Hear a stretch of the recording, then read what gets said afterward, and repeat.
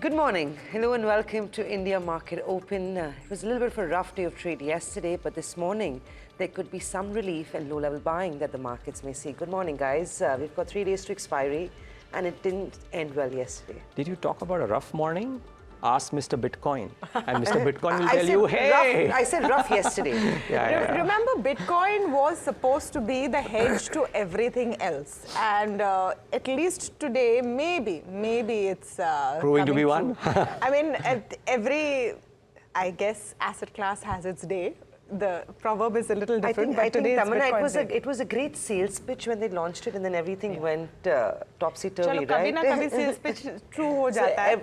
Every bet eventually pays out. Yeah. But this one certainly has at 55,000, highest level since December 21. It's quite stunning, really. But Bitcoin is one part of it. The rest is, I would say, exactly what we saw at close yesterday as well, Niraj, is just consolidation, caution, all around. And that's what global cues are looking like as well. I mean, I'll go through the fund flows. They're dismal. It's come down to a trickle, both from DIIs and FIIs as well. But let's start with what's happened on Wall Street. A day of consolidation after hitting record highs, etc. All eyes on Thursday, where that PCE data comes in, and that will become important. The 10-year has also slid a bit because there is a set of data overnight which is indicating maybe a softness in the economy. That is new home sales in January. So for the US, that came up 1.5% to about 661,000, but much lower than the estimate. And that then veers towards the idea of, all right, maybe a weaker economy, maybe faster rate cuts. But there is so much that needs to be looked forward to, including Fed speak, some Fed commentary will come in, and plus the big PCE data. So nothing much happening there. Can't say that for either Bitcoin or for Asia. I want to pull up Asia and I want to pull up the Nikkei. Once again, trading up at fresh all-time highs. The rest of Asia is kind of mixed. China has come off its 9-day gains. But the story is all about Japan, and what a story it is. Great corporate results, new corporate governance rules. The fact that a weaker yen has improved profitability for Japanese companies with overseas businesses. All of that has helped. Great valuations. So no stopping Nikkei, and like Niraj said, no stopping Bitcoin. $53,000, highest point in 2 years, and has seen a gain of 138% in the last 12 months. So whoever said that Bitcoin is done, but I mean, in India, of course, regulation and restrictions make it not the kind of hot asset class it used to be, but Bitcoin definitely one. Quick word on the fund flows, because I mentioned them. FPIs sold about 281 crores yesterday. DIIs bought 5.3 crores. So like I said, fund flows have come down to a trickle. Everyone's very cautious and just waiting it out for the next big trigger, isn't it? Yeah, and frankly, if you look at what the trade pattern is as well, and that's the opening thing on trade setup, I don't usually look at charts, and I'm still not, but just that of the notes that I was reading, one of the notes mentioned this, that if you look at the daily charts, the consecutive daily body candles are very small body candles. So the movement is happening in a very restricted fashion on the index as well, and which probably points towards subdued trading almost on every given day. So that's part one, really. I mean, and you don't need anybody else to tell you. You just look at the charts on a daily basis. That will show you how we've been very, very narrow range on a daily basis. So the daily activity is not really very high, save for some specific stocks that happen. Now, I was trying to look at options activity, not too conclusive on the Nifty at least, but on the bank Nifty, there's a clear demarcation. Puts and calls at 46,500 and 47,000. So very likely that that's the band in which traders are at least expecting the bank Nifty to move, and considering the expiry is just 3 days away, very likely that you would probably obey this. Unlikely that there'll be a major swing either direction. Any which, as we know, private banks are not quite living it up. In yesterday's session as well, at every attempt to pull back, private banks gave up, and therefore the bank Nifty continued to remain under pressure. Though the Nifty IT was the bigger one which corrected. But in some sense, Nifty IT crack was on expected lines. Viewers, remember on trade setup yesterday also we spoke about how IT had seen some significant short build-up ahead of the expiry. So it was a bit of a no-brainer that IT would have a bit of a correction, and it did. Was amongst the top indices to lose out on yesterday's session. But what is disconcerting is the way metals pull back. China as an index had a very strong week, the last one. There's a lot of talk of various measures being done to open up. But yesterday, base metal prices, particularly iron ore, came off quite rapidly, as a result of which Nifty metal came off about 1%, heavyweights corrected about 1%, 1.5%, so or 2% in some cases. So that metal pullback, not a crack, but a pullback was a bit disconcerting for bulls, to be honest. Let's see which way it shapes up, because it was believed that metals would have a good run, but yesterday's pullback certainly a bit disconcerting from a bull's perspective. Let's see how the rest of the week shapes up. Yeah, I think that has been a concern. And also with China, while the liquidity push has come through, data indicates that it may not be enough. So the stimulus may fall short of what the expectations are. The property market there is not seeing a recovery. Manufacturing has continued to decline for the last 7 months. So all those factors together do not garner well for metals.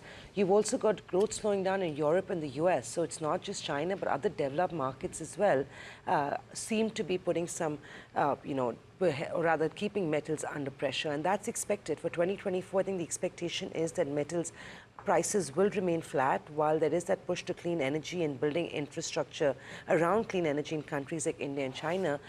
Generally speaking, metals are not expected to see a sharp recovery in this year too. So it's been a rough 2023, and it may continue to remain subdued for metals this year as well. Well, let's now take a quick check of, I don't think we've had a look at implied Nifty this morning. So if you can quickly have a look at that and take you through what we're expecting. It's going to be another somber morning. No gains expected in early minutes of trade. This is despite what's happening across the world.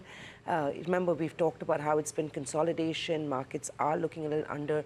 But for Feb so far, it's actually been pretty good. So you've had 3 good weeks, 2 out of 3 good weeks in Feb. This week, too, will be important to see where markets see an end to the Feb series. Lots of stocks. The top on the list is Paytm. CEO Vijay Shankar Sharma has stepped down from the Paytm board of PPBL. Remember, PPBL has appointed 2 retired IAS officers and an ex-chairman of a PSP as independent directors. They will also, we believe, commence the process of appointment of a chairman. Paytm owns 49% of PPBL, and the rest of the 51% still continues to be held by Vijay Shankar Sharma. Now, whether this has any implications on the company, on the stock, is what we will discuss on Editor's Cut. But let's not forget, the majority stakeholder still remains to be Vijay Shankar Sharma, and that is what you want to keep in mind. The stock is up 30% from its Feb 15th lows. It's gained, in fact, hit upper circuit 5 out of the last 6 trading days. So it's been looking good, at least on the charts, in terms of a recovery. But whether or not this development is going to have any material impact is something we will be discussing through the show. Well, moving on from there, it's Vodafone Idea as well that's in focus. We talked about this on the 22nd of Feb when Vodafone Idea, notified the exchanges of a board meeting for the 27th of Feb, and that is today. They are looking to consider a proposal to raise funds through various instruments.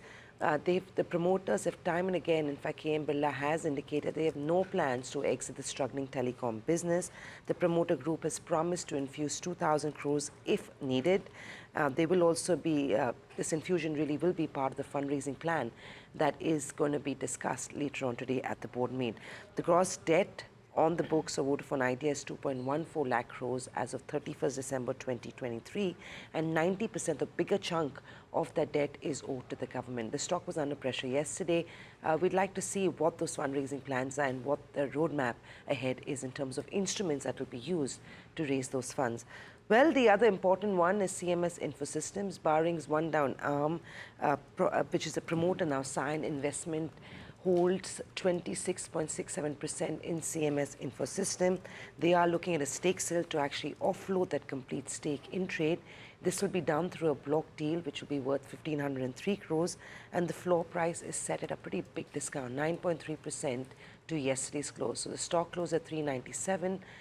The bulk deal will take place at a almost 9.3% price discount, which is about 360 rupees a piece.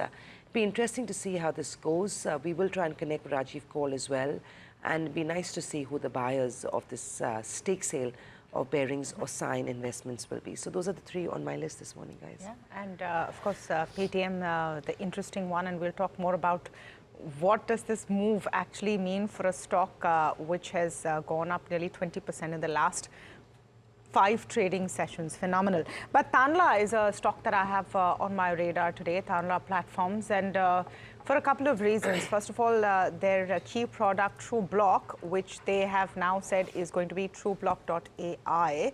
I find that an interesting product. It's used to block spam calls. So just 3 cheers for that.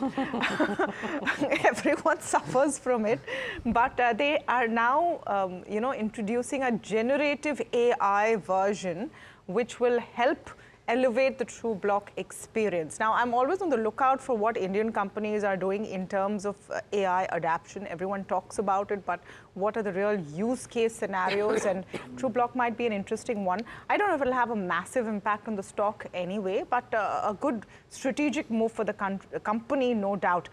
So the company says it aims to make digital commerce easier for Indian small and medium businesses with WhatsApp-based solutions. And if there's any clear use case for AI right now, this is exactly where it is. So one to watch out for.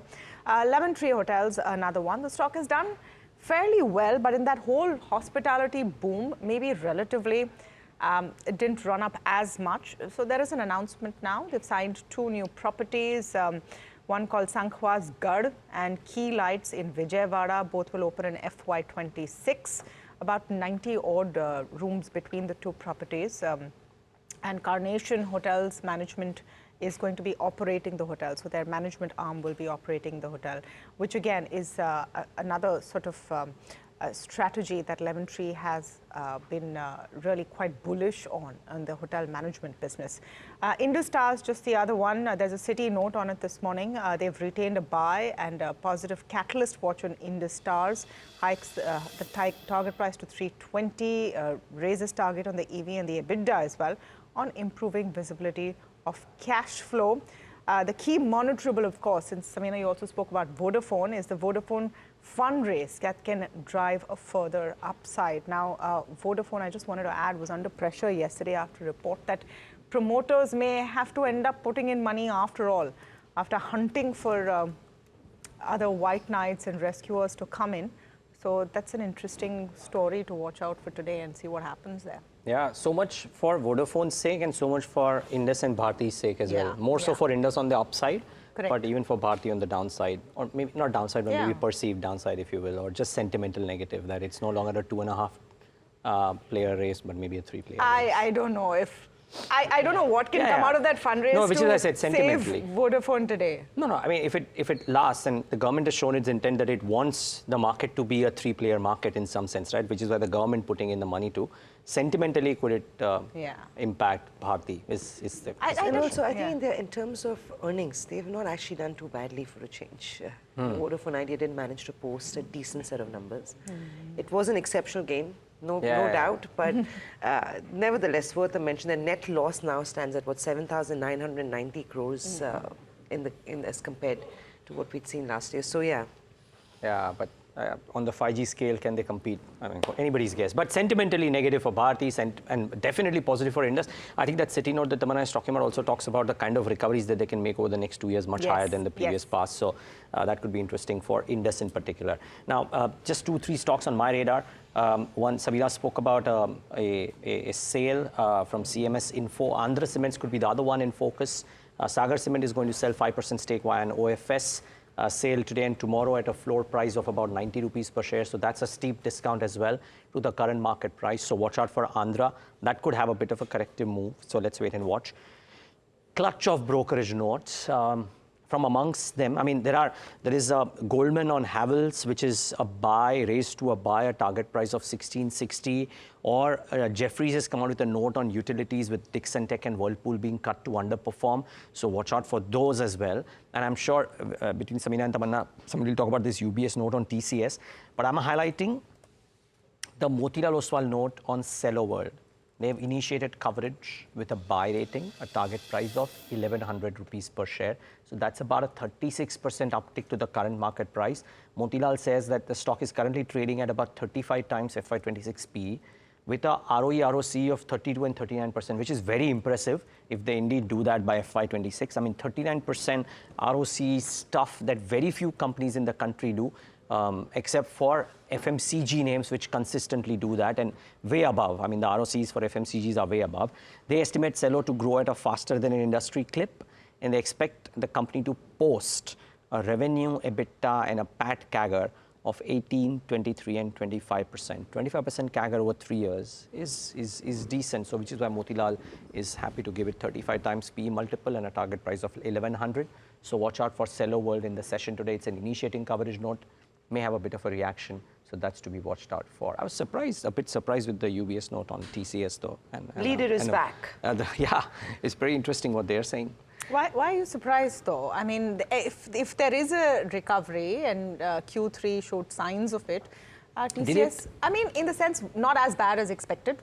No, I think it was a case of lower expectations. Yeah. But don't you think if there is a turn in mood, TCS would be at the forefront of it? Could be. I mean, I'm just saying most companies have said that we're not able to pencil in when the discretionary demand comes back. So the timing. Non-committal, right? Yeah. They've been non-committal. But just to take you through that UBS note on TCS, they've said that TCS is likely to lead its peers in revenue growth along with improvement in margins in FY25.